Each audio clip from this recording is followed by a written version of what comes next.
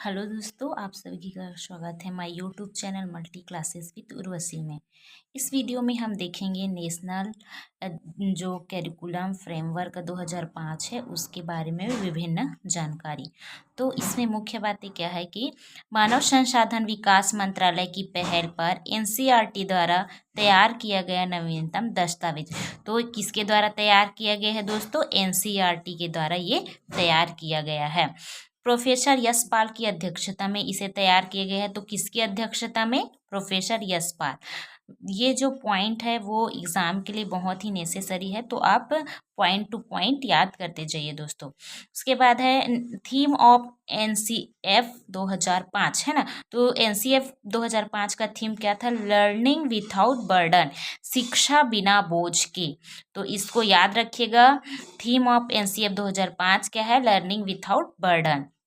उसके पश्चात यह विचार कि एनसीएफ जो है उसको लाना है, यह विचार कब आया था? तो 1993 में, है ना, इसका विचार आया था। और 14-15 जुलाई 2004 में, है ना, जो बैठक हुई थी उसके माध्यम से इसको लागू करने का विचार लाया गया, है ना। इसको कैबिनेट में रखा गया कि एनसीएफ हमें अपने देश में लाना चाहिए। इस प्रकार से फिर 2005 में इसको लागू किया गया था। तो जो 14-15 जुलाई 2004 में ये अस्तित्व में आया, या फिर ये कहें कि लोगों के समक्ष इसको रखा गया, कैबिनेट में रखा गया और 2005 में इसको लागू किया गया।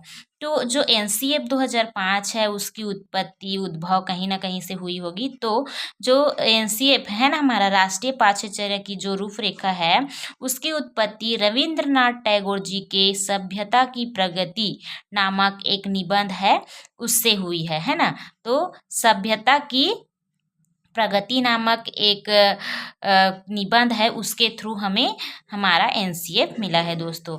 एनसीएफ क्या है? हमारा नेशनल करिकुलम फ्रेमवर्क है जो 180 पेज का दस्तावेज है ना। इसके अध्यक्ष है प्रोफेसर यशपाल जी और निर्देशक कौन है? कृष्ण कुमार जी। देखिए, अध्यक्ष तो मोस्टली पूछ लेते हैं, क्या पता कभी निर्देशक को भी पूछ ले। तो कृष्ण कुमार जी इसके क्या है? निर्देशक है दोस्तों, तो याद जरूर रखिएगा। अब देखते हैं जो हमारा राष्ट्रीय पाठ्यचर्या है ना उसका दस्तावेज भारत में किस प्रकार से तैयार हुआ है। तो जो 1975 है उसमें फर्स्ट ये हम दस्तावेज तैयार हुआ था। देन राष्ट्रीय पाठ्यचर्या 1988 सेकेंड था। फिर 2000 में आया वो थर्ड, 2005 में फोर्थ। तो पूछा जा सकता है कि एनसीएफ 2005 कौन से क्रम का है? तो फोर्थ क्रम का है दोस्तों। उसके पश्चात जो 2020 और 21 का है वो हमारा फिफ्थ क्रम का है। तो अब अभी भी एनसीएफ लागू होता है, जिसकी एनसीएफ 2022 है, जिसमें हमें पंचशील जो है उसके बारे में पढ़ना है। तो उसको आगे हम नेक्स्ट वीडियो में देखेंगे, ठीक है दोस्तों।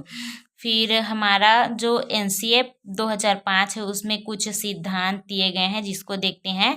पहला है ज्ञान को बाहरी जीवन से जोड़ना। तो पूछा जा सकता है एनसीएफ में कि ज्ञान को बाहरी जीवन से जोड़ना कौन से किस में बोला गया है। अभी जो प्री डीएड बीएड का एग्ज़ाम हुआ था, तो डीएड या बीएड के किसी एग्ज़ाम में ये पूछा गया था, है ना, कि जो प्रोफेसर यशपाल है उसके द्वारा कौन सा नियम लागू किया गया, इस प्रकार का क्वेश्चन था। मैं उसको अच्छे से देख नहीं पाई हूँ, तो आप याद रखना दोस्तों, इससे भी क्वेश्चन आप पूछे जा रहे हैं।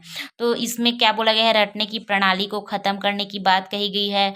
जो पाठ्य पुस्तक है उस पे केंद्रित ना होने की बात कही गई है ना। जो पाठ्य पुस्तक है उसमें केंद्रित ना होके हमें बाल केंद्रित शिक्षा पे ध्यान देना है। कक्ष में गतिविधियों से जोड़ा जाए एवं उसे लचीला बनाया जाए। बच्चों को, है ना, जो भी हम शिक्षा दे रहे हैं तो विभिन्न गतिविधियों के माध्यम से उनको शिक्षा दिया जाए। राष्ट्रीय महत्व बिंदु को पाठ्यक्रम में शामिल किया जाए, यानी कि जो राष्ट्रीय मूल्यों के प्रति हमारे जो आस्था है ना, उसको विद्यार्थियों को उसको समझाना चाहिए और राष्ट्र के प्रति हमारी जो आस्था है उसको जागृत करना चाहिए बच्चों में, है ना। इस प्रकार की बात एनसीएफ में कही गई है। और एनसीएफ में 5 जो विधि है उस पर जोर दिया गया है दोस्तों। तो वो 5 विधि क्या है देखते हैं। तो वो 5 विधि है कि एनसीएफ 2005 में 5 विधि पर जोर दिया गया है। पहला, करके सीखना, यानी कि बच्चे को हर चीज़ करके सीखना चाहिए, है ना, लर्निंग बाय डूइंग। सेकेंड है हमारा टेस्टिंग मेथड। तो इसमें क्या है, परीक्षण विधि, परीक्षण के थ्रू। उसके बाद है मिश्रित विधि, सामूहिक विधि और निरीक्षण विधि। तो इसको भी पूछा जा सकता है दोस्तों कि एनसीएफ 2005 में किन विधियों का उल्लेख किया गया है।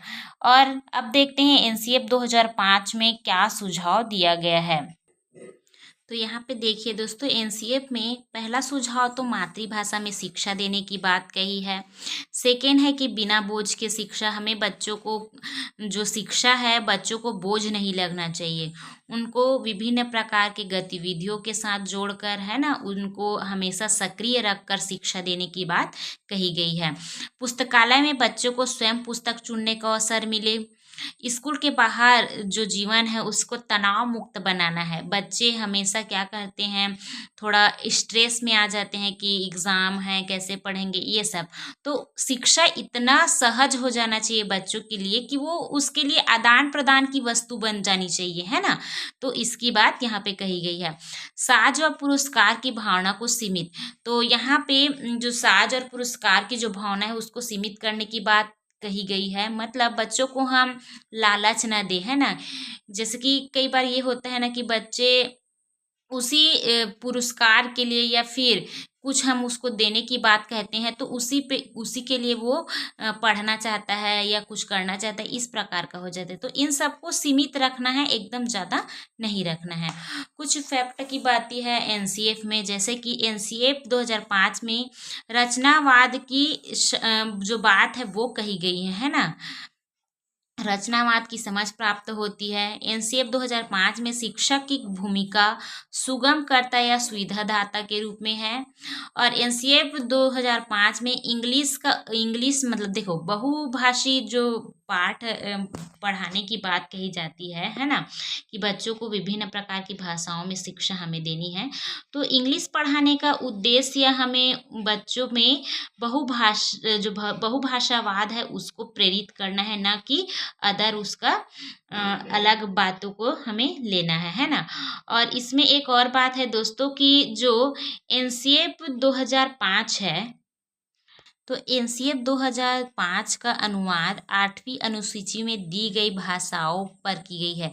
तो इसमें 8वीं जो अनुसूची है उसमें कितनी भाषाएं हैं दोस्तों, टोटल 22 भाषाएं हैं। तो एनसीएफ 2005 का अनुवाद इन 22 भाषाओं में किया गया है, इसकी बात कही गई है। तो इस प्रकार से हमने देखा एनसीएफ के बारे में। अब मिलते हैं दोस्तों नेक्स्ट वीडियो में।